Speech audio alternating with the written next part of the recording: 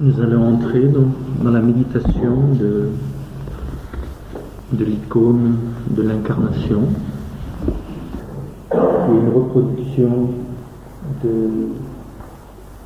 celle-ci, qui est elle-même une reproduction d'une icône originale de l'école de Rublev, du XVe siècle en Russie, et de voir quelle a été sa genèse, son origine, parce que comme vous le savez, la fête de la nativité n'existait pas avant le IVe siècle, donc de voir comment, je dirais, dans le temps s'est inscrit à la fois au même moment l'icône et la fête. Donc c'est ce qu'on aura à voir dans un premier temps, puis ensuite entrer dans cette symbolique. Là, on est devant une représentation de la nativité assez différente de celle qui nous est familière, donc depuis le haut Moyen-Âge en Occident, parce que là, effectivement, les personnages ne sont pas à genoux autour de l'enfant. Il y a d'autres personnages qui apparaissent que peut-être nous ne connaissons pas. Il y a aussi des éléments qui sont présents du monde à la fois du règne minéral, végétal, mais aussi du monde animal, qu'on ne trouve pas, il n'est pas question dans l'Évangile. Alors justement, quelle est l'origine de toutes ces représentations? Et là, on verra que l'icône s'inspire d'autres évangiles, d'autres écrits, que ceux que nous reconnaissons, que l'Église ancienne a retenus comme étant je dirais les meilleurs témoins de ce qu'a pu vivre le Christ dans cet espace-temps. Et là, on verra que chacun de ces symboles de l'icône, il s'agit de les intérioriser, et que nous sommes nous-mêmes chacun de ces personnages. Nous sommes la grotte, nous sommes l'âme, on a moins de doute là-dessus. Nous sommes la Vierge. Et aussi ce lieu, cet espace en nous-mêmes silencieux, virginal. Nous sommes le Logos, il est la lumière qui éclaire tout homme venant en ce monde, donc tout homme est habité par sa présence. Nous sommes aussi ces femmes dans le coin, ces bergers, ces mages. On verra que chacun de ces personnages représente un lieu de nous-mêmes, une attitude de nous-mêmes. Et là, des gens comme Tolaire, dans leur façon de lire l'Évangile, d'une certaine façon intériorisent l'icône. Et c'est ce que nous avons peut-être chacun de nous à faire pour devenir, nous aussi, donc un lieu d'incarnation du Logos. Le Verbe se fait chair. Il ne s'est pas simplement fait chair autrefois. Dans le prologue de Saint Jean, vous vous en souvenez, c'est un présent. Donc en ce moment, le Logos, l'information créatrice, fait sa demeure parmi nous. Cherche une demeure en nous, cherche un lieu de repos à l'intérieur de nous-mêmes, comme le dit le livre de la sagesse. La Sophia, la sagesse, cherche un lieu où trouver son repos parmi les hommes. Et quelquefois, nous sommes aussi ces hôtelleries fermées, ces cœurs, ces intelligences plus ou moins fermées, ou trop pleins de nous-mêmes, où il n'y a plus de place pour l'inconnu, pour la visite de l'inattendu. Pour cette étoile, donc, qui vient descendre au cœur même de la nuit. Donc, dans un premier temps, si vous voulez, essayons d'entrer dans l'icône. D'abord, je vous disais la date de la nativité. Parce que vous savez que dans cette date de la nativité, et c'est encore vrai aujourd'hui, peut être différente dans un lieu ou dans un autre. Ce que l'on sait, c'est que la première représentation donc, de la nativité apparaît au IVe siècle, et que, c'est-à-dire à la même époque qu'on instaure la fête de la nativité. C'est au même moment. Donc il y a un lien entre la fête liturgique et puis la représentation elle-même. Et elle est mentionné donc chez les pères, dans les différents documents, eh bien, pas avant le IVe siècle. Pas avant le IVe siècle, et à ce moment-là, il nous est dit que la fête canonique de la Nativité est célébrée en même temps que l'Épiphanie, c'est-à-dire le 6 janvier. Donc tous ces anciens documents nous disent que c'est la fête de l'Épiphanie, c'est-à-dire Épiphanie, le mot veut bien dire ce qu'il veut dire, ou théophanie, c'est-à-dire la manifestation de Dieu dans la matière, dans l'espace-temps.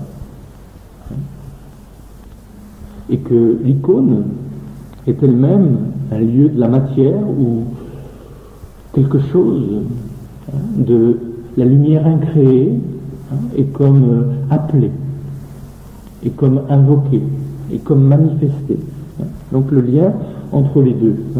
Il faut savoir que la date du 25 décembre, donc dans le calendrier romain, eh bien, quand on lit Saint Jean Chrysostome, lui aussi réfléchissait sur cette date, comment choisir la meilleure journée pour célébrer la nativité, et il disait que le 25 décembre était une bonne date parce que bon, c'était la nuit la plus longue de l'année.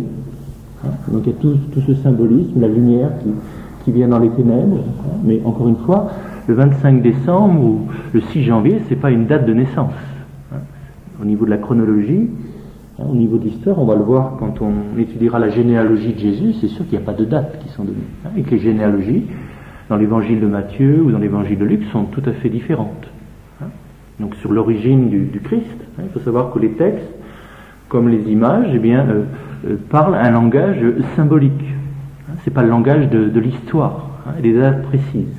Je crois que c'était bon de le rappeler. Par exemple, la Nativité va rester attachée à la date du 6 janvier, donc en Orient, en nombreux endroits, mais aussi en Occident. Par exemple, pour Cassien, donc un père de l'Église de France. Donc là, on dira que jusqu'au VIe siècle, eh bien, on célébrait la fête de la Nativité le 6 janvier. Bon. Pourquoi, dans les premiers siècles, on n'a pas éprouvé le besoin de célébrer la Nativité? Et que, quand vous lisez par exemple l'évangile de Marc, il n'est pas question de la Nativité.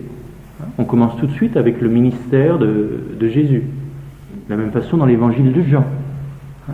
Vous avez le prologue de Saint Jean, qui nous plonge tout de suite au niveau, je dirais, de la contemplation, de la théologie. Donc, cette fête de la Nativité est née à un moment, donc au IVe siècle, où on avait besoin, eh bien, de bien préciser que dans cet homme que certains avaient vu mourir, souffrir, et que certains avaient vu ressusciter, eh bien, c'était vraiment le Verbe de Dieu, l'information créatrice qui s'était incarnée. Et que, eh bien, il va falloir préciser davantage, je dirais, ce mystère de l'union du créé et de l'incréé, ce mystère de l'union de l'éternel et du temps, ce mystère que nous sommes, qu'il était, et que nous sommes aussi appelés à devenir, cette union en nous de l'humain et du divin. Parce que cette fête de l'Épiphanie, donc généralement qui célébrait le baptême du Christ, c'est-à-dire le moment où l'Esprit Saint descend sur lui, eh bien certains diront que l'Esprit Saint n'est descendu sur lui qu'à ce moment-là. Je pense à certains textes d'Origène, par exemple, qui disent que avant ce moment de la théophanie, avant cette descente dans le Jourdain, cette ouverture du ciel où la colombe descend, eh bien, Jésus était un homme comme les autres, il n'était pas encore le Christ, celui qui est loin, celui qui reçoit l'onction de l'Esprit. Et devant donc ces différentes approches, eh bien, la tradition a voulu préciser que le Christ, c'est dès sa naissance, que Jésus de Nazareth, c'est dès sa naissance, eh bien, qu'il est habité par l'Esprit Saint, donc il est Christos, qu'il est loin, et que c'est dès sa naissance, dans le sein de Marie, eh bien, qu'il est l'incarnation du Logos, qu'il est le Verbe fait chair, pour ça que c'est important qu'à côté de l'icône, à côté du livre, qui sont comme des témoins extérieurs, qu'il y ait aussi le témoignage du mystique qui vit de l'intérieur cette incarnation, qui devient lui-même une icône de l'incarnation, c'est-à-dire un lieu de l'espace-temps, une matière animée, qui récapitule les éléments du cosmos, le monde minéral, le monde végétal. N'oubliez pas qu'il y a du minéral, il y a du végétal en nous, il y a de l'animal, bien sûr, et de l'animal blessé, et plus ou moins cruel, plus ou moins en défense avec ses peurs, et il y a aussi en nous de l'humain, et il y a aussi en nous de l'angélique. Et que c'est dans ce microcosmos que nous sommes, et bien que le logos va s'incarner. Ou plutôt, c'est dans ce chaos que nous sommes, c'est avec ce chaos que nous sommes, et bien, que nous allons devenir un cosmos. Il faut tant de chaos pour faire une étoile, disait Nietzsche. Eh bien, le chaos, je dirais, ce sont tous les éléments de la création, de l'univers qui sont en chacun de nous et habités par le logos, informés par le logos, qui deviennent un cosmos. C'est-à-dire un chaos ordonné, qui a un sens, qui est en relation. Bon, donc, il y avait à rappeler la date de la nativité et de voir comment, petit à petit, dans certains pays, donc ça s'est fixé le 6 janvier, dans d'autres le 25 décembre, et que aux origines du christianisme, il n'y avait pas de fête de la nativité, mais il y avait la fête de la théophanie, et là, cette fête commençait, je dirais, avec le baptême du Christ, puisque c'était à partir de ce moment-là qu'on considérait le Christ comme se révélant dans l'espace-temps, se faisant connaître.